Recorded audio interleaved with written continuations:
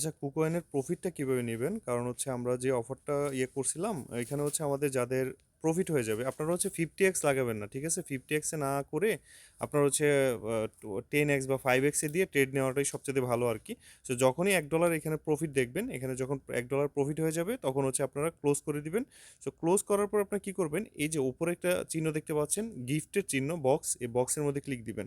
So আমার already হচ্ছে $2 profit হয়েছিল। সো আমি আসলে এখান থেকে $2 হোক আর যাই হোক, $10 হোক, ওই আপনাকে $1 তারা দেয়। সো আমি ওই যে এই অপশনটাতে ক্লিক দেবো ট্রায়াল ফান্ডের মধ্যে।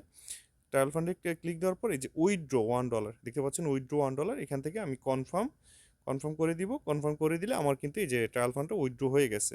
সো আমি কিন্তু এটা মনে হয় আর ট্রেড লাগানো যায় না, একবারই মনে হয় ট্রেড লাগানো যায়। এই যে দেখতে পাচ্ছেন আমার কিন্তু 99 সেন্ট তারা দিয়ে দিচ্ছে ফিউচারের মধ্যে। আমি ট্রান্সফার যদি করে নেই, যে এটা এখন হচ্ছে এই যে ফান্ডিং ওপরে থাকে, নিচে ফিউচার। সো আমি হচ্ছে এটা এই যে $1টা আমি এই যে $1 দিয়ে দিছে। সো এটাও কিন্তু আমার সাথে সাথে হচ্ছে এই যে এখান থেকে হচ্ছে আমি উইথড্রটা এই যে দেখেন আমার কিন্তু চলে আসছে $1, আমার কিন্তু মেইন অ্যাকাউন্টে যে ফান্ডিং অ্যাকাউন্টে চলে আসছে। এই যে $1 আগে 60 সেন্ট ছিল, এটা $1 এখন আছে। সো আপনারা কিন্তু জাস্ট এইভাবে ট্রান্সফারটা করে নিতে পারবেন।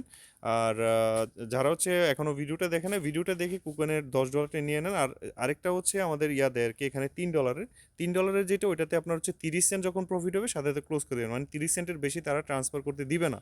সো আর $10 যেটা, ওইটা হচ্ছে $1। অবশ্যই মনে রাখবেন। সো এটাই হচ্ছে ভিডিওটি, আশা করি আপনারা বুঝতে পারছেন।